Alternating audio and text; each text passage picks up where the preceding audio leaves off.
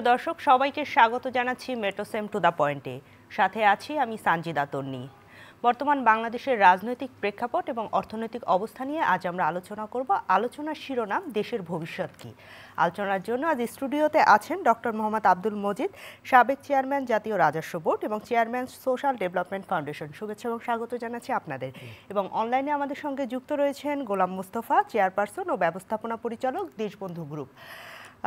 আপনাদের দুজনকে শুভেচ্ছা এবং স্বাগত জানাচ্ছি। এবং জনাব গোলাম মুস্তফা, আপনি কি আমাদের সঙ্গে যুক্ত আছেন, শুনতে পাচ্ছেন? জি, আমি শুনতে পাচ্ছি। জি, গতকাল আপনাকে যুক্ত করার চেষ্টা করেছি আপনাকে, কিন্তু যুক্ত করতে পারিনি কোনো কারণে।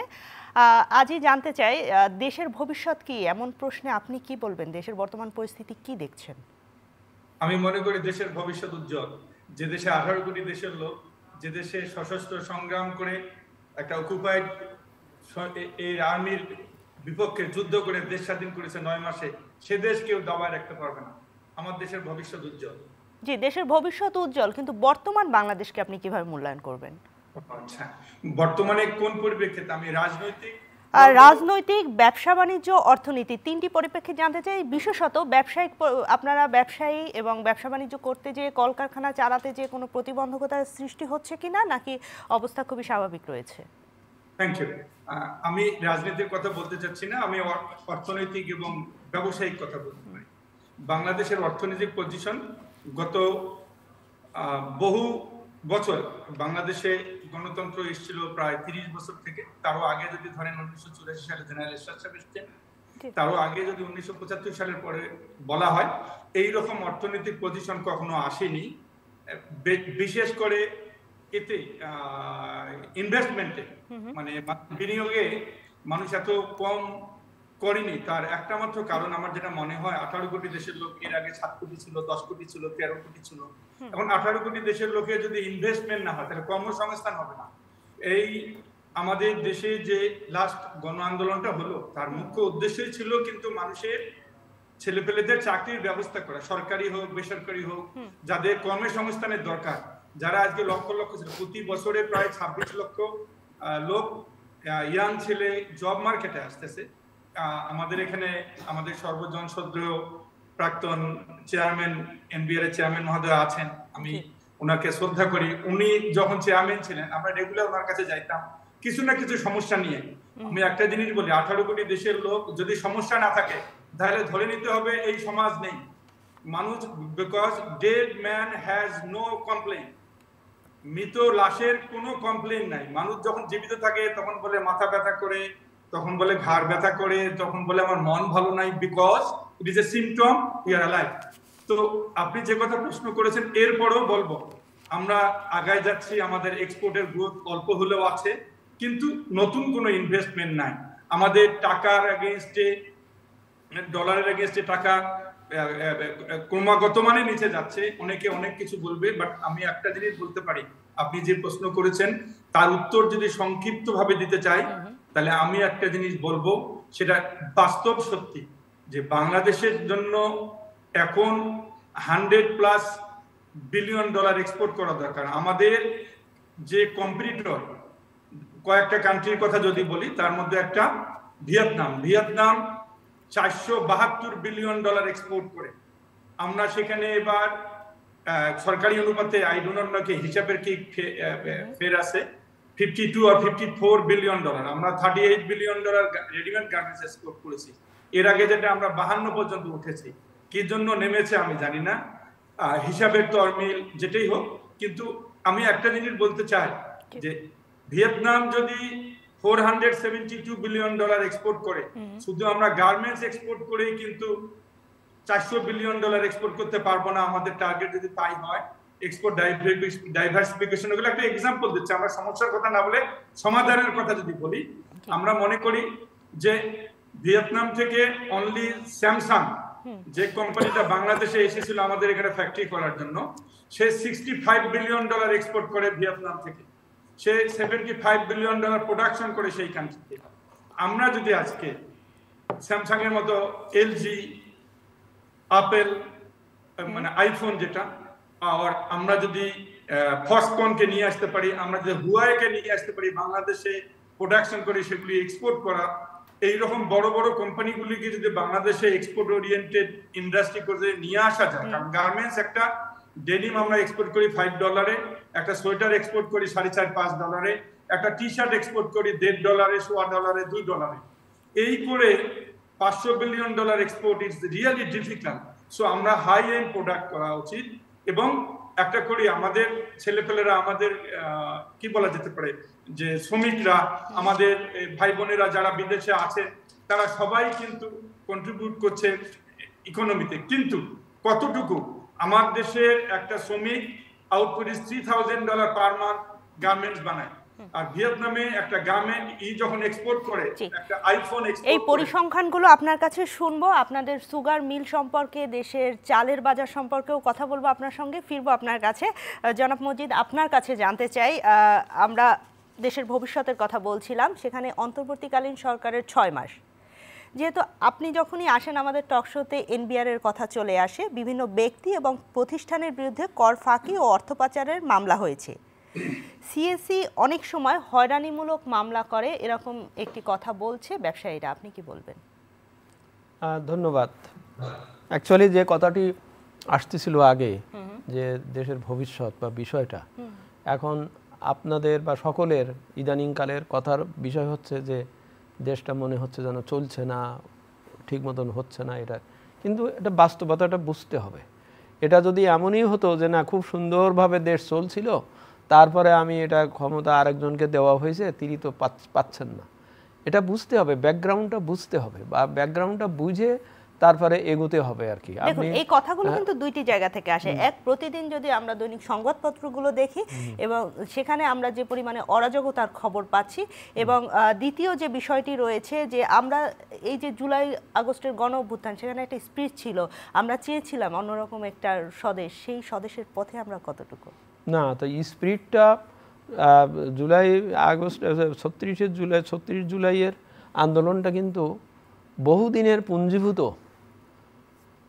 পুঞ্জীভূত দুঃখ, বেদনা, বঞ্চনার, বিশেষ করে আমার অর্থনীতিতে যেভাবে একটা বৈষম্য সৃষ্টি হয়ে গিয়েছিল, যে বৈষম্যের কারণে এখানকার বিনিয়োগকারীরা এখান থেকে টাকা আয় করে নিয়ে সিঙ্গাপুরে যেয়ে 40তম ধনী হতে পারেন, সেখানে তো খুব স্পষ্ট করে দেখিয়ে দেওয়া দরকার যে যে দেশের মানুষের প্রাইভেট সেক্টরে বিনিয়োগ নাই এবং কর্মসংস্থান হচ্ছে না, সেই দেশের, এবং আমাদের যে উনি যেমনটি বললেন রেমিটেন্স যোদ্ধারা, তারা যে রেমিটেন্সটা পাঠাচ্ছে, সেই টাকা যদি কেউ পাচার করে নিয়ে যান, এখানে যদি না থাকে, এবং পরে যদি আপনি বলেন আমি তো কিছু নাই, আমি পাচ্ছি না কেন, এ দুটোর সাথে ইকুয়েট করতে হবে, পুরো বিষয়টাকে ইকুয়েট করতে হবে, ঘটনার পিছনে কজ আর ইফেক্টকে বুঝতে হবে, জানাতে হবে আর কি। এখন আমি অস্বীকার করছি না, পত্রিকায় যে সমস্ত নিউজ আসছে বা চারিদিকে যেটা বলা হচ্ছে, যেটা অন্যায়, যেটা ভুল, যেটা দোষ, সেটা তো বলতে হবে, সেটা করতে হবে, কিন্তু অ্যাট দ্য সেম টাইম বুঝতে হবে যে এর পিছনের কার্যকরণগুলো কি কি। আমি এমন বাহিনীকে দিয়ে আইন শৃঙ্খলা রক্ষা করার ব্যবস্থা করছি যারা নিজেরাই ডিরেইলড, এবং তারা কিছুদিন আগে তারা নানানভাবে মানসিকভাবে তারা একটা প্রতিপক্ষ টাইপের অবস্থায় গিয়েছে, তাকে দিয়ে। এটা তো 2007-08-এর সময় না, বা এটা 91 সালের সময় না, বা এটা 2001 সালেরও সময় না, যখন একটা স্থিতিশীল একটা অবস্থা ছিল, সেখান থেকে সরকার পরিবর্তন হয়েছিল, তত্ত্বাবধায়ক সরকার আসছিল।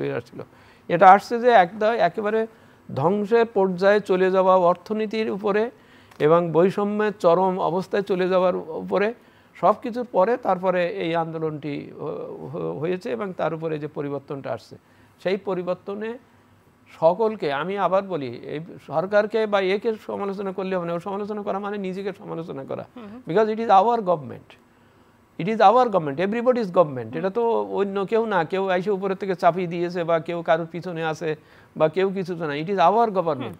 তা সুতরাং সেই গভর্নমেন্টকে সহায়তা করতে হবে এই বলে, যেমন আমি এখন বলা না কোন, আমি যে কোনো একটা কি বলে দাবি দেওয়া নিয়ে রাস্তা বন্ধ করে দিয়ে আমি একটা অস্থিরতা সৃষ্টি করলাম, এইটার সাথে কিন্তু ওই এর স্পিরিট যাচ্ছে না এই জন্যেই যে আমাকে তো একটা সুস্থ পরিবেশ সৃষ্টি করার জন্য আমাদের সকলের যার যার ভূমিকা আছে সেটা পালন করতে হবে। জি, যার যার ভূমিকা আছে সেখানে আপনাদের যে কাস্টমস আইন আছে 1969 সালের, এর বিধান অনুযায়ী যে পণ্যের দাম চালান নির্ধারণ করা হয় সেগুলো কাস্টমস অফিসাররা করে কিনা এ বিষয়ে আমি আপনার সঙ্গে কথা বলবো। অবশ্যই।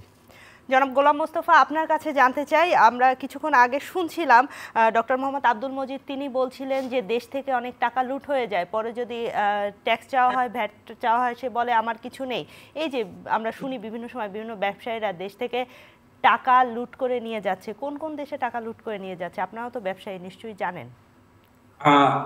আমাকে সময় দেবেন, ইন্টারাপ্ট করবেন না। আপনি যদি আমাকে 1 মিনিট আগে সময় দেন তাহলে আমি নিশ্চয়ই নিশ্চয়ই আমি আপনার প্রশ্নের উত্তর শুধু একটা দিতে পারি। পৃথিবীতে কোনো টাকাই ইট ইজ বেসিক্যালি কোনো দেশে আপনি আটকে রাখতে পারবেন না যদি কোনো বাধা নিষেধ থাকে, অসম আইন যদি থাকে। স্যার যে কথা বলেছেন তার উত্তর আমি একটা জিনিস দিতে পারি। পৃথিবীতে যদি টপ 10 অবৈধ টাকা আউটফ্লো থেকে থাকে unofficial, number 1 China, number 2 India, number 3 Brazil, number Russia, number 4 Brazil, number 5 any country, not even Bangladesh. You just check Google or any department. Number 1. Number 2, অতি সম্প্রতি আমরা দেখেছি যে 28 লক্ষ কোটি টাকা বাংলাদেশ থেকে চলে গেছে, তার মধ্যে প্রতি বছরে $16 বিলিয়ন। যেই $16 বিলিয়ন যদি যে থাকে, গত 6 মাসে তো বাংলাদেশ থেকে 1 টাকাও যায়নি। তাহলে $20 বিলিয়ন তো এর আগে ছিল, তাহলে এখন $28 বিলিয়ন হওয়ার কথা ছিল। এখন তো $28 বিলিয়ন হয়নি, ইভেন $22 বিলিয়ন হয়নি। আমি একটা জিনিস বলি, টাকা গেছে কি যায় নাই এই বিষয়ে আমি যাচ্ছি না। আমার কথা হচ্ছে বাংলাদেশের থেকে টাকা যাওয়ার কোনো সিস্টেম নেই। বাংলাদেশের টাকা পৃথিবীতে কোথাও বাংলাদেশি নোট চলে না। কি হয়েছে, বাইরের থেকে যে টাকাটা আসার কথা ছিল সেই টাকাটা হয়তো বা আসে নাই, আর নতুবা ওনারা বলতেছে আইদার আন্ডার ইনভেস্টিং নতুবা ওভার ইনভয়েসিং। আমি একটা জিনিস বলতে চাই, আপনি গত 7 দিনে সুগারের দাম অলমোস্ট প্রায় আপনি বাংলাদেশি টাকায় যদি বলেন প্রায় কেজিতে 8 টাকা বেড়ে গেছে। এখন বাংলাদেশে কিন্তু 8 টাকা বাড়ে নাই, এই কার্গোটা আগে ছিল জন্যই কিন্তু হয়নি। কিন্তু এখন কেউ যদি বলে, এখন যদি বুকিং দিয়ে দেয়, আজকের থেকে 7 দিন আগের যে বুকিং ছিল আজকের মধ্যে $100 ডিফারেন্স হবে। আমার যেটা মনে হচ্ছে যে আমাদের যেটা দরকার, এই কেউ কিছু অফিসিয়ালি কিছু বলার আগে প্রমাণটা আগে নিয়ে আসা উচিত। স্যার যে কথা বললেন যে চলে গেছে সিঙ্গাপুরে যদি চলে গেছে সরকারের তো উনি তো অনুমতি নিয়েছে, নাম্বার 1। নাম্বার 2, উনি যদি কোনো অন্যায় করে থাকে, ব্যবসায়ীরা কি অনুমতি নিয়ে টাকা পাচার করে? ব্যবসায়ীরা হুন্ডির মাধ্যমে করে বা অন্য কোনো পদ্ধতিতে করে, আপনারা ভালো বলতে পারবেন। বাংলাদেশে হুন্ডির মাধ্যমে ব্যবসায়ীরা হুন্ডি করে দেশটাকে টিকে রাখছে। কারণ হুন্ডি যদি না করতে তাহলে বাংলাদেশে ইন্ডাস্ট্রিয়ালি হতে পারে। শুনেন, আমি চাকরি করেছি এমন জায়গায় যেখানে পুলিশের, বাংলাদেশে সরকারি চাকরি করলে পুলিশের ইনভেস্টিগেশন লাগে। আমি যে সরকারি চাকরি করেছি তার পুলিশের ইনভেস্টিগেশন লাগে না। আপনি এই প্রোগ্রামের পর চেক করে দেখবেন বাংলাদেশের কোন অর্গানাইজেশনে পুলিশের ইনভেস্টিগেশন ছাড়া চাকরি হয়। তো সেখানে চাকরি করার সুবাদে আমি একটা জিনিস বুঝেছি বা দেখেছি, বাইরের থেকে যতটুকু মনে হয় ভিতর, আজকে যারা সরকারে চালাচ্ছে তারা বুঝতে পারছে যে how tough this country run করার জন্য, কত লোকের দরকার হয়, কত টাকার দরকার হয়, কত নেগোসিয়েশন দরকার। এখন তো সবকিছু স্ক্রিনে পাওয়া যায় কোন জিনিসের কাম। এখন মার্সিডিজ গাড়ির দাম একরকম হতে পারে, টয়োটা করোলার দাম একই রকম হতে পারে, ডিউটি আপনি সব করে দিয়েছেন। শুনেন, ব্যবসায়ীরা দোষ, তারপরেও এই ব্যবসায়ী কিন্তু বাংলাদেশে সব থেকে বেশি ট্যাক্স দিয়েছে। ব্যবসায়ীরা বাংলাদেশে টাকা রাখতে চায় না কেন? বিনিয়োগের পরিবেশ নেই সেই জন্য? আপনি চিনির দাম বৃদ্ধির কথা বললেন, আমি একটা সম্পূর্ণ প্রশ্ন করি। আপনাদের দেশবন্ধু গ্রুপ, আপনারা বাংলাদেশে যে রিফাইন্ড সুগার রয়েছে তাদের পাইনিয়র। বাংলাদেশে তো রিফাইন্ড সুগারের স্বয়ংসম্পূর্ণ, তারপর আমাদের চিনি আমদানি করে আনতে হয় কেন? আপনি প্রথমে যেটা বললেন প্রশ্নটা বুঝিনি। আপনি যদি রিফাইন্ড সুগারের কথা বলেন, বাংলাদেশে কোনো রিফাইন্ড সুগার হয় না। বাংলাদেশে যেটা রিফাইন্ড সুগার, র সুগার নিয়ে এসে আমাদেরকে রিফাইন্ড করতে হয়। 5টা রিফাইনারি আছে, প্রায় 25 লক্ষ বা 27 লক্ষ টন আমরা চিনি র সুগার থেকে রিফাইন উৎপাদন করি। এবং আমরা কিছুদিন এক্সপোর্টও করেছি। আমরা ইউরোপিয়ান ইউনিয়নে বহুত এক্সপোর্ট করছি, 1000 কোটি টাকা আমরা বাংলাদেশের জন্য আমদানি করেছি। এখন এক্সপোর্ট করতে দেয় না, নতুন আমরা চায়নায় এক্সপোর্ট করতে পারি, 25% ডিউটি জিরো ডিউটি করে দিয়েছে China, we can export to China, we can bring $1 billion। That is the commercial অ্যাসপেক্টের কথা বলছেন। বাট কথা যদি হয় টাকা বিদেশে পাঠানোর জন্য, বিকজ আমি তো বিডিআর এর মতো বা বিজিবির মতো বর্ডারে বসে নেই কত টাকা গেছে কত টাকা এসেছে। বাট একটা জিনিস আমি আপনাকে বলি, দুটো লোকের নাম বলতেছি আমি। একটা হলো মার্ক কার্নি, উনি কানাডিয়ান সিটিজেন, ইংল্যান্ডের ব্যাংক অফ ইংল্যান্ডের গভর্নর ছিলেন 2013 সাল থেকে 2020 সাল পর্যন্ত। রঘুরাম রাজন আমেরিকায় থাকে, হার্ভার্ডে পড়ায়, উনি green card holder, Indian RBI governor ছিলেন। আমাদের যদি আমাদের লোকের উপর যদি কোনো আস্থা না থাকে, আর বাইরের লোক নিয়ে এসে বসায় দেন, এনবিআর এর চেয়ারম্যান বসায় দেন, আপনি দুদকের চেয়ারম্যান বসায় দেন, বাংলাদেশ ব্যাংকের গভর্নর, শোনেন বাংলাদেশের লোক সব থেকে অনেস্ট পৃথিবীতে। আপনি কয়দিন আগে আগুন লেগেছে ওই জায়গাটা কি নাম, লস অ্যাঞ্জেলসে, লুটতরাজ কেমন হয়েছে। বাংলাদেশের লোক বাঙালি খারাপ বলে, সারা পৃথিবীর লোক বাংলাদেশকে ভালো বলে। আপনার এতে বাইরে যে বলতেছেন এখানকে আমাদের লোক বলে কি, আমাদের সব বলে ভুয়া তথ্য ছিল আগে। তাহলে তাই যদি ভুয়া তথ্য ছিল, এই এডিবি, ওয়ার্ল্ড ব্যাংক, আইএমএফ সব মিথ্যা কথা বলছে, মানে সবার শাস্তি হওয়া উচিত। শোনেন, বাংলাদেশের businessman, we feel proud of that. 18টা ইন্ডাস্ট্রি, 25,000 লোকের চাকরি দিয়েছি। সকালবেলা থেকে এ পর্যন্ত একবার খেয়েছি, রাতের বেলা 2টা রুটি, একটা কলা, একটা দুধ খাই। বাঙালি যে কোনো জায়গায় পড়ে যাবে। আমরা দেখতে চাই we became Samsung, we became LG, we became Toyota, we became LG, Cargill. We do not want to live only Bangladesh, we want to live the world. And ওয়ার্ল্ডে লিড করার জন্য বাঙালির প্রমাণ। এখানে 70 লক্ষ লোক থাকে, 1 কোটি লোক দেশের বাইরে থাকে, $30 বিলিয়ন পাঠায়। আপনি একটা জিনিস বলেন।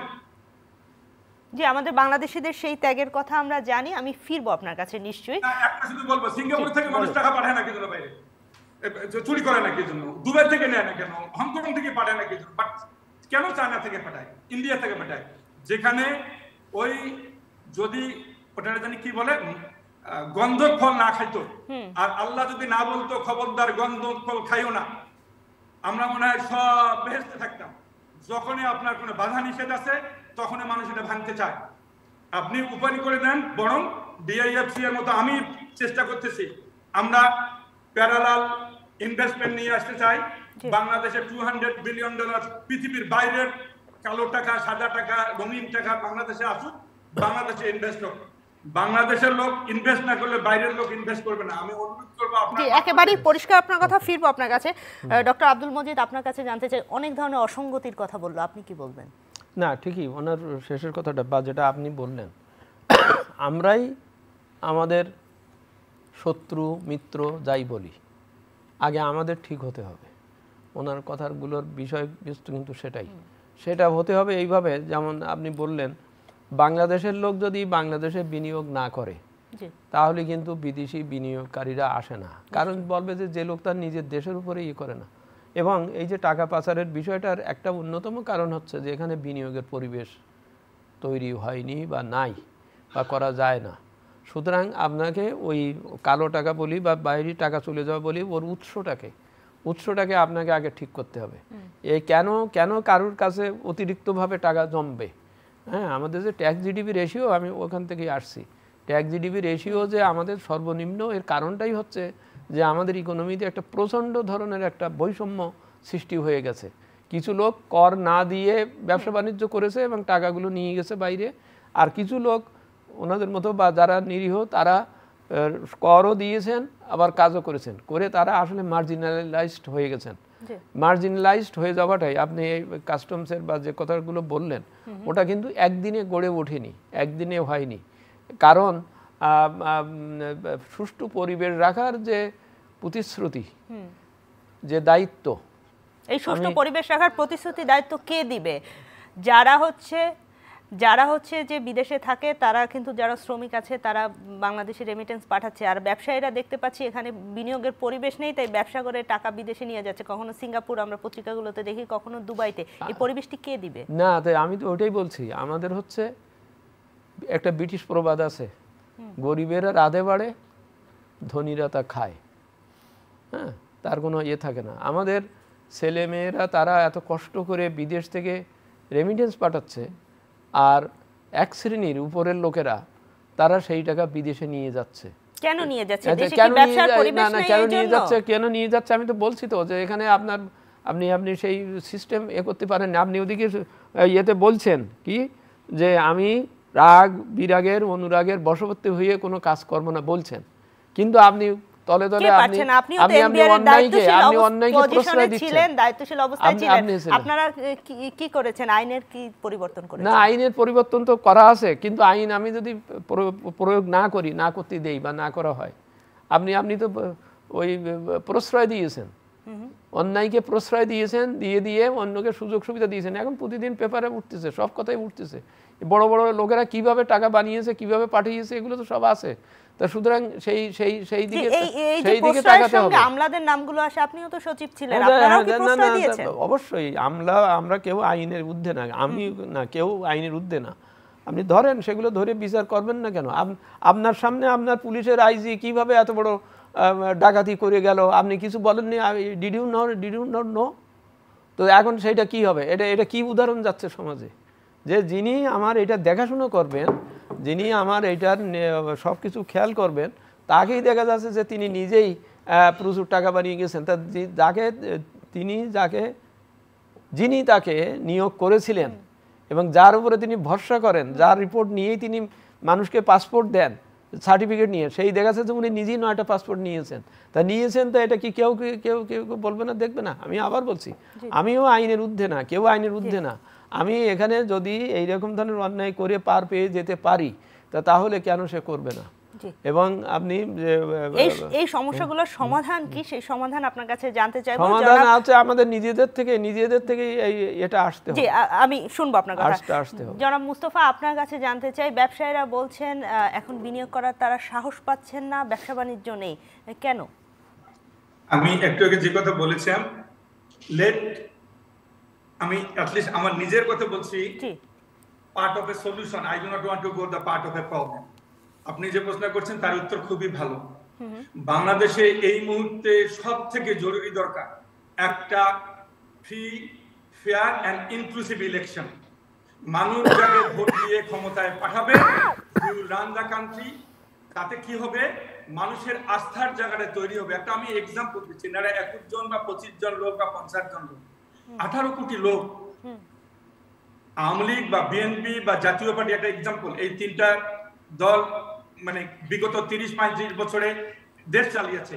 ওরা যখন একটা কথা ঢাকায় বলে, একটা গ্রামের অঞ্চলে, আমার ভুঙ্গামারি বাড়ি, ভুঙ্গামারির লোক ওটাকে ইমপ্লিমেন্ট করার চেষ্টা করে দলগতভাবে। এখন এনাদের কোনো দল নাই, এনারা এসছেন অল্প কয়েকদিনের জন্য, এনারা সংস্কার নিয়েছেন। একটা এক্সাম্পল দিচ্ছি, আগামী এই মার্চে, এপ্রিল মেতে 2টা ঈদ আছে। গার্মেন্টস সেক্টর বাংলাদেশের সব থেকে বড় সেক্টর, এখানে প্রায় 1800 গার্মেন্টস বন্ধ আছে। এটা খোলার কে ব্যবস্থা করছে ভাই? কে কোথা থেকে বেতন দিয়ে দিবে? আপনি দেখেন, আমি নেগেটিভ কথা বলতে চাই না, সরকার যদি এখন থেকে এই জিনিসটা অ্যাড্রেস না করে, বাংলাদেশে কিন্তু হ্যাভক সৃষ্টি হবে। আজকে দেখেন ঢাকা শহর সব বন্ধ, এই আন্দোলন ওই আন্দোলন, অমুক আন্দোলন তমুক আন্দোলন, তার মধ্যে যদি ওটা আরম্ভ হয়ে যায়। আমি যে কথা বললেন বাংলাদেশের বাইরে নেয় কিন্তু একটা এক্সাম্পল দিচ্ছি। বাংলাদেশে আমরা রিয়েল এস্টেট সেক্টরে মহানতা পাইওনিয়ার। আমরা যখন ধানমন্ডিতে রাপা প্লাজা বানিয়েছি, তখন বাংলাদেশের লোক সিঙ্গাপুরে আর এতে ব্যাংককে যেত, ব্যবসা করতে, যদি বলে আপনার জামাই কি করে, যে লাগেজ পার্টির ব্যবসা, সেটা চেঞ্জ করেছি আমরা বাংলাদেশের শপিং স্টাইল। এখন আপনি আমাকে বলেন যে রিয়েল এস্টেটে ইনভেস্ট করার জন্য বাংলাদেশের বাইরের কোনো কোম্পানি, সিটিজেন বাংলাদেশে কিন্তু কোনো জমি কিনতে পারবে না, রিয়েল এস্টেট কিনতে পারবে না। বাংলাদেশে কিনুক না, চাইনিজ আসে কিনুক, $100 বিলিয়ন ইনভেস্ট করুক, দুবাইয়ের মতো, সিঙ্গাপুরের মতো, নিউজিল্যান্ডের মতো, অস্ট্রেলিয়ার মতো, কানাডার মতো। সেম থিং ইন্ডাস্ট্রির ক্ষেত্রে কথা বলছেন। বাস্তবতা হচ্ছে যে সময় লাগবে। আমরা উই আর হাইয়েস্ট লাস্ট, পৃথিবীতে কোনো দেশ নাই যে গত 30 বছরে 6% প্লাস গ্রোথ রেট, পৃথিবীর কোনো দেশ নাই। চেক আমরাই করেছি। আমরা দেখেন, আমি আরেকটা টেলিভিশনে আজকে বলেছিলাম, আমরা এত কিছু করেছি, কিন্তু আমাদের কর্মসংস্থান এখনো তো অনেক মানুষ বেকার, কর্মসংস্থান হয়নি। কি বলবেন? আমি কি আপনাকে একটা জিনিস বলবো? বলেন। আমাকে তো কোনো না কোনো ডাটা বিশ্বাস করতে হবে। আপনি এখন আমার এই প্রোগ্রামে থাকতে থাকতে স্যারকে বলেন, একটা আছে সিআইএ ফ্যাক্ট বুক, সারা পৃথিবীর 213টা কান্ট্রির মধ্যে প্রবাবলি দে কভার 194টা, নর্থ কোরিয়া বাদে, নর্থ কোরিয়া মনে আছে। বাংলাদেশের ক্ষেত্রে যদি দেখেন তারা বলবে পৃথিবীতে one of the best lower গ্রেডের আনএমপ্লয়মেন্ট ছিলেন। রিসেন্টলি এইরকম ঘটনাটা ঘটছে, শুনেন, পলিটিক্যাল আনস্টেবিলিটি, ইউরোপে গঞ্জাম, কোভিড গেছে, একটা তো অবস্থা ক্রিয়েট হয়েছে, এটা স্বীকার করতে হবে। এই সরকার তো ক্রিয়েট করে নাই কোনো কিছু, এই সরকার এসছে হলো 6 মাস, দে আর ভেরি ডিফিকাল্ট, তারা কোনো অভিজ্ঞতা ছিল না। জনাব মোস্তফা, আপনার কাছ থেকে আমি একটু সময় নিচ্ছি। প্রিয় দর্শক, আমরা আছি চ্যানেল আইর অনলাইনে মেট্রোসেম টু দ্য পয়েন্টে। আপনারা আমাদের সঙ্গে চ্যানেল আইর ফেসবুকে এবং ইউটিউবে যুক্ত থাকতে পারেন এবং বিশ্বের যে কোনো প্রান্ত থেকে আমাদের এই অনুষ্ঠানটি দেখতে পারেন। জি, আপনি বলছিলেন, একটি পরিসংখ্যান বলছিলেন। হ্যাঁ, আমি যে কথা বলছিলাম, বাংলাদেশের এক কানাডিয়ান ইউনিভার্সিটি বলেছে যে এই দেশটা গত 20 বছরে বলতেছে 6+% গ্রোথ। সম্ভবত এটা মিথ্যা কথা বলতেছে, যদি মিথ্যা কথা বলে যে খুঁজে বাইর করো, আর যদি করে থাকে তাহলে হাউ দে ডিড ইট, এই কথাটা কে বলছে এখনো বেঁচে আছে, যদি আমার প্রোগ্রাম দেখতে থাকে, মানে বেগম রওশনের সাথে আমাকে বলেছে তার ওখানে একটা ডিস্টেন্ট রিলেশন, কানাডায় স্টুডেন্ট ওই ইউনিভার্সিটিতে পড়াশোনা করতো। আমরা শুনে একটা এক্সাম্পল দিচ্ছি আমরা কি করতে পারি, মানে যার সত্য তা তো বলতে হবে। 2000 যখন ছিলেন, সময়টা আমার খেয়াল নাই, বাট 2009 সালের কথা যেহেতু আমার খেয়াল আছে, আমি বলতে পারি বাংলাদেশের ফরেন কারেন্সি রিজার্ভ ছিল 5 বিলিয়ন, এক্সপোর্ট ছিল 15 বিলিয়ন। আমাদের foreign currency we could rich 48 billion. আমাদের এক্সপোর্ট পৌঁছে গেছে 62 billion plus 10 billion, 72 billion. Import ছিল 92 billion or 89 billion. Look, country was good, country is good, country will remain good. সারা পৃথিবীতে heartbeat যেমন এইভাবে মানুষের চায়, আমাদের দেশে 3 দিন সরকার ছিল না 1975 সালে, 3 নভেম্বর থেকে 7ই নভেম্বর। তারপরও দেশটা এই জায়গায় এসছে। পৃথিবীতে কয়টা দেশ মিডল ইনকাম এসছে এর থেকে, দেশটা এই জায়গায় এসেছে। কিন্তু যদি আমরা মুদ্রাস্ফীতির কথা বলি, সেটি কিন্তু বাংলাদেশের স্মরণকালের সবসময়ের চেয়ে অনেকটা বেশি বলবো আমি। আপনি যদি চালের দামের কথা বলেন, আপনাদের অটো রাইস মিল আছে, চালের দাম বেশি কেন? কি করছে ব্যবসায়ীরা? ওটা বলতেছি, আপনার তথ্যটা দিয়ে নেন নাকি দাম দিয়ে দেবো। আগে মুদ্রাস্ফীতির কথা বলি। মুদ্রাস্ফীতি one of the reason NBR এর প্রাক্তন চেয়ারম্যানকে ধরা উচিত, ওনাকে নিয়ে আসা উচিত, কারণ উনি ভালো বলতে পারবে। কারণ উনি নাকি বলেছে এই জিনিসের দরকার নাই, চাউল ঢাকা শহরের লোক চাল খায়, চাল খেলে দাম মারলে হবে না, চিনি বলে খেলে হয়, তেল বলে বড়লোক খায়, বড়লোক খেলে হয়, কি এটাকে বলে যে ডায়াবেটিক হয়, এটা করা যাবে না। আমি আপনাকে একটা জিনিস বলি, 60,000 কোটি টাকার বাজেট 8,00,000 কোটি টাকা হয়েছে। উনি একটা কথা বললেন, আমি কথাও শুনি, এই ওয়ার্ল্ড ব্যাংক আমাদের বুদ্ধিজীবী সাহেবরা বলেন কি, যে tax ratio with the GDP. Sir আপনি বলেন তো, আমাদের অলমোস্ট 8%, ইন্ডিয়ার 10.9, এন্ড আর একটা কান্ট্রি বলে একই রকমের অবস্থা। ইন্ডিয়ার কথা যদি ধরি, পাকিস্তানের হচ্ছে একই অবস্থা। আমি আপনাকে একটা জিনিস বলি স্যার, যখন 60,000 কোটি টাকা ছিল তখনও এই ব্যবসায়ীরা দিয়েছে ট্যাক্স 8,00,000 কোটি টাকা। গত বছরও আপনার ট্যাক্স এর থেকে এসছে 5,60,000 কোটি টাকা। এই 5,60,000 কোটি টাকা যদি আপনি ধরেন জিডিপির সঙ্গে $460 বিলিয়ন, ইট ইজ বেসিক্যালি 11% আসতেছে। এরপরও গার্মেন্ট সেক্টর ঠিক মতো দেয় না, যেহেতু ট্যাক্সের বিষয় আছে, সাবসিডির বিষয় আছে। এগ্রিকালচার সেক্টর দেয় না, ইপিজেড দেয় না। আরে ভাই, ব্যবসায়ীদেরকে ভুটায় খান, ভুটায় খেয়ে আমরা হলাম ভাই হাঁস, এই সোনার ডিম পাড়া হাঁস, একবারে খেয়ে ফেলেন, আমরা ব্যবসাবাদী ছেড়ে দিয়ে দিই। ওই একটা 40,000 লোকের একটা কোম্পানি চালাতে দিয়েছে বাংলাদেশ ব্যাংকের ইডি সাহেবকে। বাংলাদেশ ব্যাংকের ইডি এখন বন্ধ করে ছেড়ে দেওয়া খেতে পারছে। ভাই ওদের তো পায়ে যদি এখন ইডিকে ওখানে পুলিশ যদি না থাকে তাহলে পাশা লাভ করে দেবে। আমি আপনাকে বলি, maybe we are dishonest, but আমরা আমাদের থেকে ভালো লোক বাংলাদেশে কাউকে পাইনি। আমরা না খায়া না খেয়া বাংলাদেশ থেকে এই জায়গায় এসেছি। আমরা কাউর বিপক্ষে কোনো কিছু বলতে চাই না, আমরা খারাপ মানুষ। উনি বলছে চাউলের দামের কথা। ম্যাডাম, আজকে আমি আমার লোকের কথা বলতেছিলাম ম্যানেজারকে, এই চাউল বেশি করে বানাচ্ছ না কি জন্য? বলে স্যার চাউল বেশি করে বানালে বেশি দাম লস হয়। কেন? কিন্তু ধানের দাম বেশি, চাউলের দাম কম। কেন ধানের দাম বেশি কৃষকরা চাচ্ছে? কারণ এই বন্যার জন্য ধান কম হয়েছে, সার তুলনামূলকভাবে গত বছর থেকে কম দিয়েছে, মানুষ মনে করছে যে সামনে আবার কম হতে পারে, কৃষকরা ধানের গোলা ধান রাখতেছে, ছাড়তেছে না।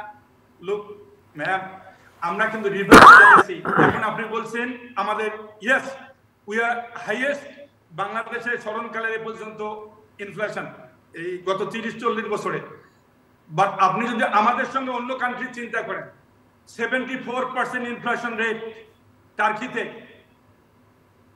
60% হলো ইজিপ্টে, 25% হলো আমাদের পাকিস্তানে, যার সঙ্গে আমরা ইদানিং তুলনা করি, এখনো 15%। আপনি যদি 25% আমরা বিশ্বের অন্যান্য দেশগুলো যদি দেখি তাদের ইনফ্লেশন রেটও অনেক বেশি, কিন্তু আমাদের জীবনমানের কথা যদি বলি, আমাদের শ্রমিকরা যে কয় টাকা ইনকাম করে তার সাথেও কিন্তু একটা সামঞ্জস্য লাগবে, তুলনা করতে হবে। আমি ফিরবো আপনার কাছে, ডক্টর মোহাম্মদ আব্দুল মজিদ, আপনি কি বলবেন? অনেকগুলো প্রশ্ন এসেছে। না, উনি অনেক সুন্দর সুন্দর কথা বলেছেন, কারণ আমি মনে করি he has expressed his inner অনেকগুলো বিষয়। মনে হচ্ছে ব্যবসায়ীদের অনেক ক্ষোভ, এনবিআর এর উপর অনেক ক্ষোভ, দেশের সিস্টেমের উপর অনেক ক্ষোভ। কি বলবেন? আমি তো বলছি যে ক্ষোভ থাকাটাকে স্বাভাবিক, এবং ক্ষোভ কারণগুলো অকারণের নয়, এগুলো যথার্থ। সেইগুলোর জন্য আমি বলি যে আগে প্রত্যেকের আত্মবিশ্লেষণ, আত্মসমালোচনার খুব প্রয়োজন। তা না হলে আমরা ওই একে অন্যের দিকে তাকিয়ে বা অন্যের দোষ দিয়ে দিয়ে আমরা সমাধান খুঁজে পাবো না আর কি। আমি আমার দায়িত্বটা পালন করি। আমি যদি দেখি এখন আমার জিনিসপত্রের সাপ্লাই ঠিক আছে, পরিমাণ উৎপাদন ঠিক আছে, কিন্তু তারপরেও কেন রাজশাহীর আলু কাউরান বাজারে এসে 47 টাকা বিক্রি হবে বা 40 টাকা বিক্রি হবে, মাঝখানের এই টাকাটা কোথায় যাচ্ছে? 12 টাকার আলু 47 টাকা, ধানের দাম বেশি, চালের দাম কম, কৃষকরা কি ধানের টাকাটা পাচ্ছে? এইগুলোর কে কারসাজি করছে এটা তো কারোর অজানা নয়। সেই অজানা সকলকে, যেমন যখন অনেক রাজনৈতিক দল বা অনেকে বলছেন জিনিসপত্রের দাম খুব বেশি, মানুষ কষ্ট পাচ্ছে, look at your self, how your people are doing. আপনারা যদি এইটা নিশ্চিত না করতে পারেন যে এখানে কার কি ভূমিকা বা কি অবস্থা, কে কোন অবস্থায় আছে, সেইটা যদি প্রত্যেকের যদি বিষয় যদি না দেখেন, না চিন্তা করেন, তাহলে কিন্তু এটা শুধু এইভাবেই হতে থাকবে। তারপরও আমি মনে করি যে slow and steady wins the race, ওই অর্থে। কারণ অতীতে আমরা তিনবার পরিবর্তনের পরে দেখেছি যে সেই পরিবর্তনগুলোর যে নেচার আর এবারে পরিবর্তনের নেচার সম্পূর্ণ আলাদা। এটা জনগণের অনেক রক্তের বিনিময়ে, অনেক ত্যাগ তিতিক্ষার বিনিময়ে এই অর্জনটা আসছে। সুতরাং একে স্থিতিশীল হতে দেওয়ার এই সুযোগটাকে অবশ্যই কাজে লাগাতে। আপনি স্থিতিশীলতার কথা বলছেন, দেশের অনেক জায়গায় অনেক ধরনের অরাজকতা হচ্ছে। কোনো যেমন তিতুমির কলেজ, তারা বিশ্ববিদ্যালয় হতে চায়। আজকে দেখলাম বৈষম্য বিরোধী ছাত্র আন্দোলনে যারা আহত হয়েছে তারা রাস্তা আটকে রয়েছে, তারা যমুনার দিকে যাচ্ছে। এই অনুষ্ঠান শুরুর আগে এমন একটা নিউজ পড়েছি। এইগুলো তো অস্থির করছে দেশকে। বললেন 1800 গার্মেন্টস ফ্যাক্টরি বন্ধ হয়ে গেছে, এই গার্মেন্টসের শ্রমিকরা তো আনরেস্ট করছে, কিভাবে এর সমাধান? তাহলে এখন প্রশ্ন উঠছে, আনরেস্টটা কে করছে, কেন করছে, সেটাও তো দেখতে হবে, বুঝতে হবে। আমি আবার বলছি যে এই সময় এই তিতুমির কলেজ বা যারা বলছে তাদের তো এই সময় এই দাবি তোলার কথা না। এটা সরকার, স্থিতিশীল সরকার আসুক, এর কারণ অনেক লম্বা লাইন আছে, বৃত্ত আছে না। আপনি একটা অস্থায়ী লোক, আপনি অন্তর্বর্তীকালীন সরকার, আপনি সব এটা মিটিয়ে যাবেন, এটা তো সম্ভব না, এটা তো উচিত না, এটা বিষয় না। কিন্তু বৈষম্য বিরোধী ছাত্র আন্দোলনে যারা আহত হয়েছে তাদের চিকিৎসাটা তো এই মুহূর্তে করা দরকার। অবশ্যই তারাও কি চাচ্ছে যে সরকারের কাছ থেকে অবৈধ কিছু নিতে? না, অবৈধ চাচ্ছে না তারা তো। আমি তো আরো মনে করি যে সরকারের, আমাদের সরকার, আমি আবার বলছি, এটা আমাদের সরকার না, আমাদের সকলের নৈতিক দায়িত্ব যে যারা আহত হয়েছে বা যারা হয়েছে তাদের প্রকৃত চিকিৎসা। 72-তে আমাদের মুক্তিযুদ্ধে যারা আহত হয়েছিলেন তাদেরকে জার্মানিতে পাঠানো হয়েছিল এবং জার্মানির সাথে আমাদের চুক্তি করা হয়েছিল। এখন সেই সবগুলো কেন করা হয়নি? আমি বলছি যে সমস্যার দিকে আন্তরিকভাবে তাকাতে হবে, সমস্যাকে পুষে রেখে সমস্যার ভিতরে সমস্যাকে লুকিয়ে থাকতে দিলে হবে না। এখানে সমস্যাগুলোকে প্রায়োরিটি অনুযায়ী দেখতে হবে। যেমন প্রথমেই যারা আহত বা নিহত হয়েছেন তাদের মানে রীতিমতো স্বীকৃতি এবং যথাযথভাবে তাদের হওয়াটা। কারণ ওইটা না হলে আমাদের বড় ধরনের একটা অন্যায় হয়ে যাবে যে মানুষ এরপরে আর কেউ আর ওই আন্দোলন করতে যাবে না বা করতে যাবে না, এটা বরং এই ষড়যন্ত্র কিনা যার মানুষ যাতে আমরা যদি ষড়যন্ত্র বারবার ষড়যন্ত্র তত্ত্বের কথাই বলি, এই যে ফ্যাক্টরিগুলো বন্ধ হয়ে গেল, জনাব গোলাম মোস্তফা যে বললেন 1800 গার্মেন্টস ফ্যাক্টরি বন্ধ হয়ে গেছে, এই শ্রমিকরা কোথায় যাবে, কি করবে? বন্ধ হয়ে গেল কারণটা হচ্ছে যে তার বিদেশে পাঠানোর ব্যাপারে, মানে এই জিনিসগুলো পাওয়ার ব্যাপারে, বাজার দখল করে ব্যাপারে উনি ভিয়েতনামের উদাহরণ দিলেন। আমাদের তো সেখানে এক্সটার্নাল মার্কেট এবং সেখানে মাল যাওয়ার বিষয়গুলোর দিকে আমাদের লক্ষ্য রাখা উচিত, বা বিষয়গুলো আমি বলছি প্রায়োরিটি ঠিক করা। আমি সব কাজ একসাথে যদি করতে যাই, 5টা ইন্দুর একসাথে ধরা যায় না, এটা জাপানের একটা প্রবাদ। 5টা ইন্দুর আপনি একসাথে ধরতে পারবেন না এবং একটাও ধরা যাবে না। তা সুতরাং এখানে আগে ব্যবসা বাণিজ্যের পরিবেশটা ঠিক রাখতে হবে, বিনিয়োগের পরিবেশ ঠিক রাখতে হবে। তাহলে আপনিও কি মনে করেন যে বিনিয়োগের পরিবেশের জন্যই নির্বাচন দরকার, গোলাম মোস্তফা যেমনটি বলেছিলেন? না, ওটা তো হচ্ছে সর্বশেষ অবস্থা। আমি আমি আমি ওইটা মনে করি না ওইভাবে যে এক্ষুনি নির্বাচন হলেই দেশে দুধের নহর বয়ে যাবে এবং ব্যবসা বাণিজ্য সব বিনিয়োগ বেড়ে যাবে। নিকট অতীতের ইতিহাস তা বলে না, নিকট অতীতের ইতিহাস তা বলে না। কারণ 91 সালেও দেখা গিয়েছে, 2008-9 সালেও দেখা গিয়েছে, এখনও 24 সালেও দেখা যাচ্ছে। নিকট ইতিহাস তা বলে না। সুতরাং আগে আপনাকে একটা পথ কিছু ঠিক করে দিতে হবে, নির্বাচন অবশ্যই হতে হবে এবং সেই নির্বাচনটা যেন যথাযথভাবে হয়। সেই নির্বাচনের দ্বারা যেন আবার আরেকজন অটোক্র্যাট বা আরেকজন কিছুই মানলাম না, মানে এসে বললো যে আমি কিছু জানি না, আমি আমার মতন চলবো, এ কথা 91 সালেও হয়েছে, এ কথা 2009 সালেও হয়েছে, অতীতেও হয়েছে। এই আস্থাটা চলে গেছে। আমি বলতে চাচ্ছি যে রাজনীতিবিদ আর সাধারণ নাগরিক এদের পরস্পরের মধ্যে আস্থা সৃষ্টি হতে হবে। আমাকে বিশ্বাস করতে হবে যে না, আপনি এরপরে ক্ষমতায় গেলে আপনি আমাদের সাথে এইরকম ধরনের প্রতারণা করবেন না, এইটা আমাকে শিওর হতে হবে। সেই জন্যই প্রতারণা যাতে না করতে পারেন, সেই জন্যই পথ পদ্ধতি সংস্কারে যে এতগুলো বলা হচ্ছে, এগুলোর কথার থেকেই এখান থেকে আসছে যে আপনি বিচার বিভাগকে যদি সেইভাবে না সাজাতে পারেন তাহলে তো কোনো বিচার হবে না বা সমস্যা হবে। আপনি নির্বাচনটাই যদি ভালো করে না করতে পারেন, সেখানে যদি নানান ধরনের সুযোগ সুবিধা রেখে দেন বা অন্য ধরনের দেন, কারণ যে আপনার শত্রু, যে আপনার প্রতিপক্ষ, সে কিন্তু বসে নাই, সে কিন্তু তার কাজ করে যাচ্ছে। উনি ভেস্তের ওই যে নিষিদ্ধ ফল খাবার উদাহরণটা দিলেন, এটা খুব ইম্পর্টেন্ট, কারণ ওখান থেকেই শয়তান কিন্তু বলে আসছে যে আমি নামলাম পৃথিবীতে এবং আমি দেখি তোমার কোন বান্দা কি করে ইত্যাদি। ও কিন্তু শয়তান 1 ঘন্টাও বসে নাই, শয়তান কিন্তু রগে রগে আছে, সে করছে, কিন্তু আমার ভালো প্রবণতাটা, আমার নিজের প্রবণতাটা সে ওর সাথে পেরে উঠতেছে না। সুতরাং আমাদের সকলের কাজ থাকবে এই যে মন্দ প্রবণতা, অর্থাৎ শয়তান যেন জিতে না যায়। শয়তান তো জিতে যাচ্ছে, কারণ সে আমার ভিতরে, আমার রন্ধ্রে রন্ধ্রে সে আমার নানানভাবে আমাকে ব্যতিব্যস্ত করে তুলছে, আমাকে দৃষ্টি সরাবার চেষ্টা করছে এবং আমরা প্রায়োরিটি থেকে ভুলে যাচ্ছি কোন কাজটি আমাদের আগে করা দরকার, কোন কাজটি পরে করা দরকার। আপনি সেই প্রায়োরিটি সেট করার কথা বললেন। জনাব গোলাম মোস্তফা, আপনার কাছে জানতে চাই, অনেকগুলো কথা উঠে এসেছে, সবচেয়ে গুরুত্বপূর্ণ কথা, অনেক ফ্যাক্টরি বন্ধ হয়ে গেছে, এর জন্য যে শ্রমিক অসন্তোষ তৈরি হয়েছে, এখান থেকে আমাদের বেরিয়ে আসার উপায় কি? আমাদের ইনভেস্টমেন্ট করতে হবে, ওই লোকগুলির চাকরির ব্যবস্থা করতে হবে। এখন স্যার যে কথাটা বলছে, আপনাকে এবং স্যারকে যদি বলি, আপনার মাধ্যমে দেশের লোকজনকে বলি, আমরা কি 71 সালের থেকে ভালো আছি না খারাপ আছি? আমাদের সঙ্গে যারা ছিল তাদের পার ক্যাপিটা কত? We are the richest nation in South Asia. Even ইন্ডিয়াকে আমরা ছাড়াই গেছি। অনেকের এটা চক্ষুশূল হয়েছে, মানুষ দেখতে পারি নাই যে আমরা আরো উন্নতি করি। আপনারা ব্যবসায়ীরা কেমন আছেন? বাংলাদেশের অর্থনৈতিক অবস্থা কেমন আছে? বাংলাদেশের ব্যাংকগুলো কেমন আছে? আমরা যে আলোচনা শুরু করেছিলাম দেশের ভবিষ্যৎ কি, আপনি বলেছিলেন খুব ভালো দেশের ভবিষ্যৎ। আমি একটা জিনিস বলি, বাংলাদেশে কি হবে আমি আপনাকে বলি। বাংলাদেশে যে ভেরি রিজিলিয়েন্ট কান্ট্রি, স্যার যে কথা বলছে, এই আপনি দেখেন আন্দোলনের চরিত্র হলো রক্ত চাই, ইট নিডস ব্লাড।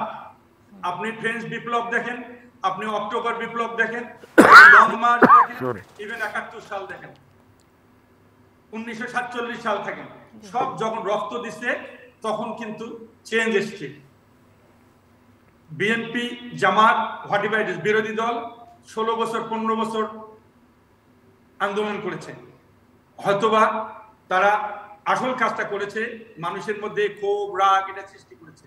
বাট যখন সাধারণ লোকজন রাস্তায় নেমে এসছে তখন কিন্তু এর একটা সুরাহা হয়েছে। আওয়ামী লীগ এখন চিন্তা করছে যে কিভাবে উন্মুক্ত করা যায়। ঘটনাটা কি, হাটের লোক কথা বলবে, আপনাকে টাকা গুনতে হবে। কারণটা কি, ইয়াং জেনারেশনের সঙ্গে সরকারের বা দলের একটা গ্যাপ হয়েছে, সেটা তারা অনুধাবন করতে পারে নাই।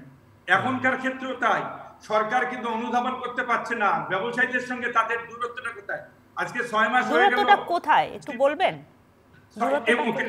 আমাদের কোন জায়গায় কাদেরকে ডেকে নিয়ে যে আইদার চিফ অ্যাডভাইজার করছে না বাংলাদেশ ব্যাংকের গভর্নর করছে, আমরা গেছি তবু খুবই ব্যস্ত, খুবই ব্যস্ত। আরে বাবা ব্যস্ত, তুমি কি নিয়ে ব্যস্ত? আমাদেরকে নিয়ে তো ব্যস্ত। উনি যখন ছিলেন চেয়ারম্যান আমরা বহুত দেখা করেছি, বাট গত চেয়ারম্যান যখন ছিলেন উনি নাকি ব্যবসায়ীদেরকে চেক করে না। আর বাংলাদেশের টাকা পাঠা দেওয়ার পর 8.2% গ্রোথ ছিল, 7.9 ছিল, 7.5 ছিল। এই বছর ইনশাআল্লাহ আমাদের 6+% গ্রোথ আসবে। আমি আপনাদের একটা কথা বলি, আমরা যারা এই এয়ার কন্ডিশন রুমে থাকি বড় বড় কথা বলি, আমার কৃষক ওরা 15ই আগস্ট জানে না, 26শে মার্চ বোঝে না, কোনো কিছু না, ওরা কিন্তু ধান খেতে চাষ করতে যায়। আমার যে ভাইরা কষ্ট করে টাকা পাঠাচ্ছে, কষ্ট করে বিদেশ থেকে, তারা কিন্তু তাদের বউয়ের মুখ দেখে না, বাচ্চার মুখ দেখে না, কাজে ছবি দেখে। ভাগ্য ভালো এখন হোয়াটসঅ্যাপ আর মুক্ত মুখ এসে মানুষ চেহারা দেখতে পারে, তারও অসুবিধা ছিল, চিঠি লিখতে লাগতো। তাদেরকে সাহায্য করা দরকার। আপনি যে কথা বলছেন আমরা ইনশাআল্লাহ ঠিক করবো সবাই মিলে। তার প্রথম এবং প্রধান দরকারটা হলো জাতীয় ঐক্য, কোনো বিভেদ না করার জন্য। আমি প্রায় 10 বছর আগে একটা জিনিস বলেছিলাম, যে সমাজে বিরোধী দল 40% 45%, তাকে বাদ দিয়ে কোনো পার্মানেন্ট সলিউশন, দীর্ঘস্থায়ী কোনো নিয়ম, কোনো রুল সাস্টেন করবে না। আমি আজকেও বলছি, যে সমাজে বিভেদ আছে সেই সমাজে কিছু হবে না। উই হ্যাভ সিন ওই ডেসমন্ড টুটু যে জায়গায় ছিল, সাউথ আফ্রিকায় করেছে, ট্রুথ কমিশন করেছে, মেয়েকে রেপ করেছে, বউকে রেপ করেছে, হোয়াইট কান্না করে দিয়ে দিচ্ছে, তারপরেও কিন্তু মাফ করে দিচ্ছে। This society need healing. এত বড় ঘটনা ঘটছে, স্যার যে কথা বললো, আপনি যে কথা বললেন, টাকা নাই, অনেক বড় ব্যবসায়ী আছে ওখানে কিন্তু 1000 কোটি টাকা, 500 কোটি টাকা, 50 কোটি টাকা তাদের দিয়ে করাইতে পারে, কিনে বলে চিকিৎসা করাইতে পারে। আমার কোন মন্ত্রী অ্যাডভাইজার এখন কি কাউকে ডেকেছে এই বিষয়ে? ডাকেনি। দ্য রিজন বিহাইন্ড লিডারশিপের ক্রাইসিস। আমি হার্ভার্ডে গিয়েছিলাম, ফার্স্ট ক্লাসে আমাদেরকে আমার প্রফেসর বলেছে, ক্যান ইউ টেল মি, আমাদের সবাইকে বলেছে, 49 জন দিলাম, যে কাজটা সিঙ্গাপুর এবং কোরিয়া করেছে সেই কাজটা ইন্দোনেশিয়া এবং ইন্ডিয়া করতে পারলো না, কি জন্য? আমরা অনেকে অনেক কিছু বলেছি, বাট হি টোল লিডারশিপ। আপনি আমি কাজ করার পার্টি, একটা লিডার থাকে। আপনি বুকে হাত দিয়ে বলেন তো, সারা পৃথিবীতে কেউ না কিন্তু রোল মডেল থাকে। বাংলাদেশে আজকে কে রোল মডেল? আমরা জাতির পিতাকে ধ্বংস করেছি, আমরা জিয়া রহমানকে ধ্বংস করেছি, আমরা অমুককে বাধা আছেটাকে। আমাদের যে 2টা ক্রিকেটার ছিল, one of the best cricketer ছিল সাকিব আল হাসান, তাকেও রাজনীতিতে নিয়ে এসে শেষ করে দিয়েছে। বাংলাদেশের ইন্ডাস্ট্রিয়ালিস্ট, বেস্ট ইন্ডাস্ট্রিয়ালিস্ট এখন পর্যন্ত আমি মনে করি জহুরুল ইসলাম সাহেব। বাংলাদেশের কত লোকরে আমরা পদক দিয়েছি, স্বাধীনতা পদক, 21 পদক। জহুরুল ইসলাম সাহেবকে কিছু দিয়েছি? আমার যখন জন্ম হয়েছে, জন্মের পর ছোট হচ্ছে, তখনই শুনছি যে জহুরুল ইসলামের বড় বিল্ডিং তুলতে গেলে মাথার টুপি পড়ে যায়। 18 তলা বিল্ডিং বানিয়েছিল। ওই যে ইস্টার্ন হাউজিং বানিয়েছে 62 সালে, সেটা না হলে বাংলাদেশে আজকে সেই যদি হাউস বিল্ডিং ফাইন্যান্স কর্পোরেশন থাকতো তাহলে কি করতো? বাংলাদেশে একটা কাজ হয়ে গেছে, শুধু প্রাইভেট সেক্টরকে দোষ দেয়া। আর একটা জিনিস বলি, ব্যাংকের কথা। এই ব্যাংকের লোক 2 কোটি টাকা দিয়ে ব্যাংকের মালিক হচ্ছে, ফার্স্ট জেনারেশন। এটা 20 কোটি ছিল, তারপরে 400 কোটি। ওরা কি বাড়ির থেকে নিয়ে এসে, নিজের থেকে, ঘরের থেকে টাকা নিয়ে এসে পেইড আপ ক্যাপিটাল দিয়েছে না? আমার টাকা। আমি এই পর্যন্ত গত 6 দিন ধরে 3000 কোটি টাকা দিয়েছি, সরকারকে ট্যাক্স দিয়েছি। আমি যদি কালকে মারা যাই হার্ট অ্যাটাক করে, আমার বউ বাচ্চাটা কি করে খাবে? আপনি জাতির কাছে প্রশ্ন রাখলাম, আমাদেরকে ভেন্ডিকেশন করা হচ্ছে। কোন তো আজকে দেখেন 39টা টেলিভিশন চ্যানেল, একটা টেলিভিশন চ্যানেল সাহেব বিপি গোলামের ছিল, বক্স ছিল, 39টা হয়েছে। এখানে 5000 ছেলে পেলে কাজ করে, এদের ভবিষ্যৎটা কি? চিন্তা করেছে? এদের কি কোনো সরকারি পর্যায়ে বা সব দিচ্ছে কি জানে বলে হাজার হাজার কোটি টাকা লস করার পর সেক্টর কর্পোরেশন ব্যাংকেরই সবাই সব টাকা নিয়ে চলে গেছে রিটায়ারমেন্ট বেনিফিট। আপনি বলেন তো, আপনি রিটায়ার করলে আপনাকে কি চ্যানেল আই টাকা দিয়ে দেবে? টাকা দেবে না। তো তার মানে কি সমাজে আনজাস্টিস, গরিব হোক আর বড় লোক। আমি একটা কথা বলে শেষ করব। ওই ইনভিক্টাস একটা মুভি দেখেছি যেখানে ওই গ্রেট ম্যান নেলসন ম্যান্ডেলাকে বলেছিল যে আপনার ব্ল্যাক সিকিউরিটি দিবেন, হোয়াইট সিকিউরিটি নিতে পারবেন না। তা তখন বলছে আমি সারা জীবনেই বর্ণবাদের বিপক্ষে ছিলাম, সেটা কালো বর্ণবাদ হোক আর সাদা বর্ণবাদ হোক। আমিও তাই বলি, বড় লোক হোক আর গরিব হোক, ইনজাস্টিস করা যাবে না সোসাইটিতে। If you do the injustice, আল্লাহ একদিন আছে সাক্ষী দিতেছে সেটা করবে। হামিম গ্রুপের মতো লোক 700-800 মিলিয়ন ডলার এক্সপোর্ট করে, অলমোস্ট $1 বিলিয়ন। বেক্সিমের মতো কোম্পানি 369 মিলিয়ন ডলার লাস্ট ইয়ারে এক্সপোর্ট করেছে। সেই কোম্পানি বসে চলে গেল, মালিক ফাঁসি দিয়ে দেন, 2 নাম্বারই করছে। বাট কোম্পানিগুলি চালাইতেছেন না কি জন্য? ব্যাংক কি বলে 100 টাকা নিছেন, 100 টাকা দিয়েছেন, তারপরে 200 টাকা পাবে। কিসের টাকা? এখন এটা শুনেন, সংসদে বলেছে যে ব্যাংকিং কমিশন হতে লাগবে। আমরা চাই ব্যাংকিং কমিশন। ব্যাংকের মালিকরা ব্যাংকের থেকে কত টাকা নিয়েছে আর ব্যবসায়ীরা ব্যাংকে কত টাকা দিয়েছে। আর তা না হলে আমরাই রাস্তায় নামবো, লক্ষ লক্ষ লোক, কোটি কোটি লোক রাস্তায় নামবে। কারণ ওই 15 জুলাই জুলাই আন্দোলনে দেখা দিয়ে দিয়েছে ওরা রাস্তায় নামলে কাজ হয়, রক্ত দিলে দেবো, ব্যবসায়ীরা রাস্তায় নামবে। 40 লক্ষ দোকান। শোনেন, আপনি এখন জানেন, আমি সেদিন নাপিতের চুল কাটতে গেছি, নাপিতকে জিজ্ঞেস করলাম বারবারকে, ভাই ব্যবসা করে? খুব খারাপ। কেন? বলে স্যার এখন মানুষ আর চুল কাটতে আসে না, দাড়ি কাটতে আসে না। কেন আসে না? I do not know. আমি আপনার কাছে একটা জিনিসে বলবো, জাতির কাছে একটা জিনিসে বলবো, মানে আপনার কি মনে হয় এই কি ব্যবসা খারাপ, দেশের অর্থনৈতিক অবস্থা খারাপ এই জন্য? আমি তো ওটাতে এই ছোট প্রোগ্রামে যাব না। বাট একটা জিনিস, যাওয়ার কান্ট্রি বাংলাদেশে অল্প কয়েকটা লোক ছাড়া সবাই চরিত্র। আমি আপনাকে বলি, অনেকে পলিটিক্যাল লিডারকে খারাপ বলে। আপনি বলেন 1981 সালে যখন শহীদ জিয়া রহমান সাহেব মারা গেছেন, তার ওয়াইফের বয়স ছিল সম্ভবত 34 কি 35 বছর। এই দেশের জন্য সে জীবন দিয়েছে। জি, আমরা জানি রাজনীতিবিদদের অনেক দুর্বলতা আছে, দুর্বল জায়গা আছে, কিন্তু বাংলাদেশের ভিতটাকে তারাই ধরে রেখেছে ব্যবসা বাণিজ্যের ক্ষেত্রে। অনেকে বলে একজন কথা, শেখ হাসিনার পরে 21 বছর তাকে সে পলিটিক্সে আসে নাই, হি ওয়াজ এ গৃহবধূ। তাকে ধরে নিয়ে এসে আওয়ামী লীগের নেতারা 21 বার তার জীবনের উপর হামলা হয়েছে, তার এত কিছু স্যাক্রিফাইস করেছে। তারা কি এরশাদ সাহেব বাংলাদেশের প্রাইভেট সেক্টরকে করার জন্য এরশাদ সাহেব তাই আমরা সবাইকে খারাপ করতেছি। আজকে সকালবেলা আরেকটা কোম্পানিকে বলতেছি, যখন তত্ত্বাবধায়ক সরকার আসলো 1991 সালে, এরশাদ সাহেব বলে আমাকে শেষ করতে হবে, শেষ লাইনটি আপনি শেষ করবেন। 30 সেকেন্ড। কি করলো? একটা কোম্পানি নিয়োগ করলো। নিয়োগটার নাম কি আপনি খেয়াল রাখবেন স্যার, আপনি মনে রাখছে কিনা জানি না, ফেয়ারফ্যাক্স। ফেয়ারফ্যাক্সকে দিল $55 মিলিয়ন। এরশাদ সাহেবের $1 বিলিয়ন নিয়ে আসবে মিনিমাম। আপনি খুঁজে দেখেন ফেয়ারফ্যাক্স $1 বাংলাদেশে নিয়ে এসে দিয়েছে কিনা। আমরা তেঁতুল গাছে ভূত আছে সবাই জানি, তেঁতুল গাছের ভূত আছে সবাই জানি, এবং ওখানে গেলে হাইপার হয়ে যায়। বা তেঁতুল গাছে ভূত যদি কেউ দেখে থাকে আপনি বলেন, তাহলে বলা যাবে।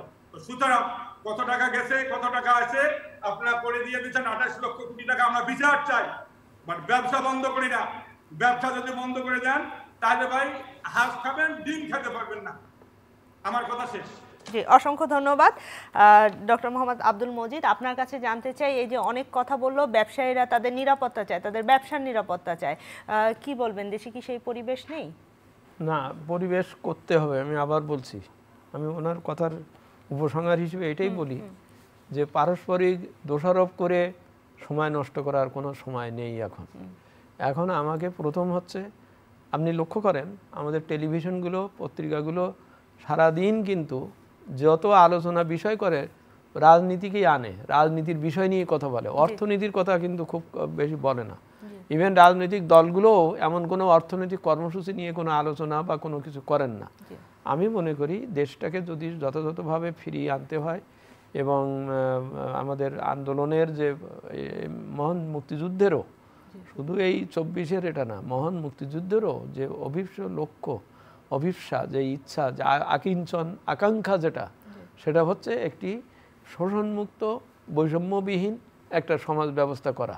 তা সেইটা করতে গেলে এখন এই মুহূর্তে যেটা করতে হবে, অর্থনীতিকে চাঙ্গা করতে হবে, অর্থনীতিকে চালু করতে হবে। প্রয়োজন হলে আলাদাভাবে ইনসেন্টিভ দিয়ে হোক, যেভাবে হোক একে চাকা সচল করতে হবে। কারণ 18টা কত সংখ্যা আপনি বললেন যে ফ্যাক্টরিগুলো বন্ধ, এটা বন্ধ মানে কিন্তু সমাজকে স্থবির করে দিচ্ছে, এটাকে চালু করতে হবে। তারপরে অন্যদের বলতে হবে যে তোমার কিছু কিছু দাবি, ব্যাংকগুলোর কি হবে? টাকা ছাপিয়ে ব্যাংকে দিয়েও তো ব্যাংকগুলোকে সচল করা যাচ্ছে না। না, সচল করা যাচ্ছে না কেন? করতে হবে। আমি আবার বলি, উদাহরণ দিচ্ছি, সিঙ্গাপুর, শ্রীলঙ্কা আমাদের মতন অবস্থা এবং আমাদের চেয়েও খারাপ অবস্থার ভিতরে সে পড়ে গেছিল। সে তো প্রায় দেউলিয়াই হয়ে যাচ্ছিল, দেউলিয়া ঘোষিতই প্রায় হয়ে যাচ্ছিল। সেই সিঙ্গাপুর কিন্তু গত 3 বছরে সে কিন্তু পুরো ফিরত এসেছে, পেরেছে। জাপান 1945 সালে আমেরিকার কাছে যেভাবে হেরে গেছিল, 10 বছরের মাথায় সে কিন্তু তার পূর্বের অবস্থায় ফিরে এসেছে। তাদের সেই সমস্ত বিষয়গুলোর দিকে লক্ষ্য রাখতে হবে। এরকম না যে বাংলাদেশের নাম্বার 1 ব্যক্তি, মসজিদের প্রধান ইমাম, তারপরে বাংলাদেশ ব্যাংকের কেন্দ্রীয় ব্যাংকের গভর্নর, এরা সবাই পলাবেন আর পালিয়ে এরকম ধরনের একটা পরিস্থিতি সৃষ্টি হবে যে এরা যেন না উঠতে পারে। এই যে হোয়াই নেশনস ফেল বলে একটা বই বেরিয়েছে, তার ভিতরে কিন্তু পরিষ্কার বলেছে যে আন্দোলন করেন, সব করেন, কিন্তু যদি ইনস্টিটিউশনগুলোকে যদি আপনি ক্ষতি করে দিয়ে যেতে পারেন, ভেঙে দিয়ে যেতে পারেন, আপনার কিচ্ছু করা লাগবে না। তা আমার ইনস্টিটিউশনগুলো সব ভেঙে দেওয়া হয়ে গেছে। আমাকে এই ইনস্টিটিউশনগুলোকে বিল্ড আপ করতে হবে। যেমন প্রথম বলছি, ব্যবসা বাণিজ্যকে চলতে দিতে হবে, কারণ ওখানে সৃষ্টি হবে, কর্মসৃষ্টি হবে। কর্মসৃষ্টি হলে ইকোনমিতে টাকা ঘুরবে, টাকা ঘুরলেই তখন আমি রেভিনিউও পাবো, সব কিছু পাবো। হ্যাঁ, আর একটা জিনিস দুটোকে ভাগ করতে হবে। অন্যায় যেটা, দোষ যেটা, সেটার আলোচনা চলতে থাকবে, সেটা করতে হবে। এইটাকে ভালো ব্যবস্থা দেখিয়ে অন্যের আস্থার সৃষ্টি করতে হবে যে হ্যাঁ, আমি এখানে অন্যায় করেছি, লোক পার পাইনি, একটা মূল্যবোধটা সৃষ্টির জন্য আমি ওর করবো। কিন্তু তাই বলে আবার এই না যে আমি ওইটা করতে যেয়ে আমি এদিকে সব দোকানপাট বন্ধ করে রেখে ওইটা করতে থাকলাম। আমরা 2007-8 সালের কথা আমার মনে আছে স্পেসিফিক, যে তখন ওই রকম বড় বড় কোম্পানিগুলোকে সবাইকে অ্যারেস্ট করে নিয়ে যাওয়া হচ্ছিল। তা তখন আমরা বললাম, মানে পর্যালোচনা করা হলো যে আপনি এই যে একজন বিজনেসম্যানকে যে জেলে নিয়ে যাচ্ছেন, ওর ব্যাংকেটা আটকে দিচ্ছেন, তাহলে ওর এই প্রতিষ্ঠান তো চলবে না। প্রতিষ্ঠান না চললে তো আপনি রাতারাতি তো আপনি আমদানিকারক রপ্তানিকারক বানাতে পারবেন না, করতে পারবেন না। সুতরাং দুটো জিনিসকে রাখতে হবে, আলাদা রাখতে হবে এবং অর্থনীতি রিবিল্ড করার কথা আপনি বলছেন। আমি মনে করি সামনে যেমন বাজেট অনেকে বলছে, সমালোচনা করছে বড় বাজেট হবে, আমি মনে করি আরো বেশি বড় বাজেট হওয়া উচিত। কারণ বিনিয়োগ হওয়া দরকার, সরকারের বিনিয়োগ বা ওখান থেকে সোশ্যাল সেফটি নেটে টাকা দেওয়া। এই যে জিনিসপত্রের দামের জন্য যে মধ্যবিত্ত বা নিম্নবিত্ত যে কষ্ট পাচ্ছে, এটাকে ওখানে ভালো করে অ্যানালাইসিস করে দিয়ে আগে ওকে বাঁচিয়ে রাখতে হবে।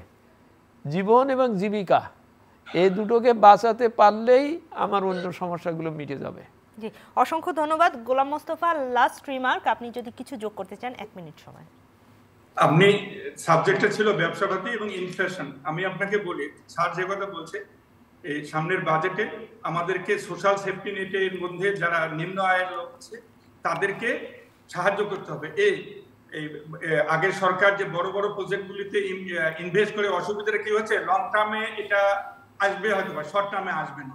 সুতরাং আমাদের কি করতে হবে, যেখানে ছোট ছোট মৌসুমি কোনো চাকরির ব্যবস্থা করা যাবে এরকম করা, এই ইন্ডাস্ট্রি যেগুলো আছে যেগুলো বন্ধ হয়ে গেছে সেগুলোকে চালু করার ব্যবস্থা করতে হবে। আমি বলি, বাংলাদেশের 5টা সুগার রিফাইনারির 3টাই বন্ধ হয়ে গেছে এখন।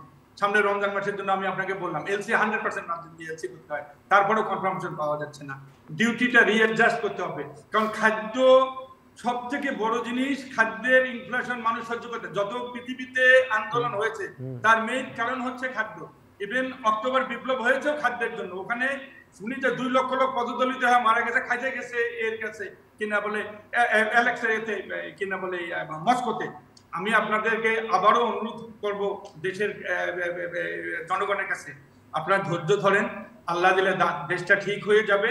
আমরা সবাই মিলে কাজ কাম করি, এই দেশটা আমাদের। আমরা 71 সালে দেশ স্বাধীন করেছি, আমরা অনেক চড়ে উতরে পড়ে এই জায়গাটায় এসেছি। আমরা অনুরোধ করব এই দেশটা একটা নিয়ম শৃঙ্খলার মধ্যে নিয়ে আসার জন্য। কিছু ভুল ত্রুটি তো হয়েছে, না হলে এই অবস্থা হইতো না, এটা তো স্বীকার করতেই হবে। বাট আমরা তার জন্য সবাই যে জায়গা থেকে আছি তার জন্য দুঃখিত। এবং আমরা যারা সিনিয়র সিটিজেন আছি তাদেরকে সব থেকে বলতে হবে, আমাদের অভিজ্ঞতা দেখেছি যে কি শুনেন, 1960 সালে 1970 সাল আমার বাবাকে আমরা দেখতে পারি নাই আইয়ুব খানের পুলিশের জ্বালায়। এই আইয়ুব খানের পুলিশের জ্বালায় করে বাংলাদেশ করেছে। তাদের আত্মা শান্তি পাবে যদি আমরা বাংলাদেশটাকে জাপান বানাতে পারি। শুধু এর জন্য না, আমরা মুসলমানের দেশ, আমরা ইসলামিক শরীয়ত অনুপাতে যতটুকু সম্ভব যুগের সঙ্গে তাল মিলাই করে আমরা বেলাল্লাপনা করতে চাই না। এট দ্য সেম টাইম আমরা এটাও চাই যে ঘরে যেন এই মহিলাদের, আজকে গার্মেন্টস সেক্টরে 80% মহিলা, দিস ইজ দ্য উমেন, মানে কি এম্পাওয়ারমেন্ট অফ দ্য উমেন। পৃথিবীতে একটা অনন্য দেশ। আমরা 42% থেকে 19% 18% নিয়ে এসেছি আমাদের কি না বলে অতি দরিদ্রের হার। আমাদের 74 হলো লাইফ এক্সপেক্টেন্সি, যেটা ইন্ডিয়ার থেকে ভালো, পাকিস্তানের থেকে ভালো। জি জনাব গোলাম মোস্তফা, আয়োজনটি শেষ করতে হবে। আমাদের এই আলোচনাটি চলতে থাকুক, নিশ্চয়ই ভবিষ্যতে কোনো এক সময় আপনার সঙ্গে আবারও যুক্ত হতে পারবো। অসংখ্য ধন্যবাদ। আজকে শেষ করছি। 10 সেকেন্ড, আমার এই কথায় যদি কেউ মনে করে আমি সঠিক কথা বলিনি, আমি বলবো আমাকে একটু 2 ঘন্টা নিয়ে তাকে নিয়ে আসবেন। সে অর্থনীতিবিদ হতে পারে, রাজনীতিবিদ হতে পারে, খেলোয়াড় হতে পারে। আমি তাকে ফেস করতে চাই যে আমার দেশটা কোথায় খারাপ। আমার বাঙালির মতো জাতি পৃথিবীতে কোথাও নেই। We are the best nation on the world. Thank you very much. Thank you, অসংখ্য ধন্যবাদ। এবং ডক্টর মোহাম্মদ আব্দুল মজিদ, আপনাকে অসংখ্য ধন্যবাদ। প্রিয় দর্শক, আমরা আয়োজনটি শেষ করছি। আলোচনাটি শুরু করছিলাম দেশের ভবিষ্যৎ কি। অনেক বিষয়ে অনেক অসঙ্গতি রয়েছে, কিন্তু দেশের ভবিষ্যৎ নিশ্চয়ই ভালো। আমরা বাংলাদেশের জনগণ, তারা নিশ্চয়ই এই দেশকে এগিয়ে নিয়ে যাব এবং ভবিষ্যতের সুদিন দেখব। আপনারা সবাই ভালো থাকবেন। আপনাদের জন্য অনেক অনেক শুভকামনা।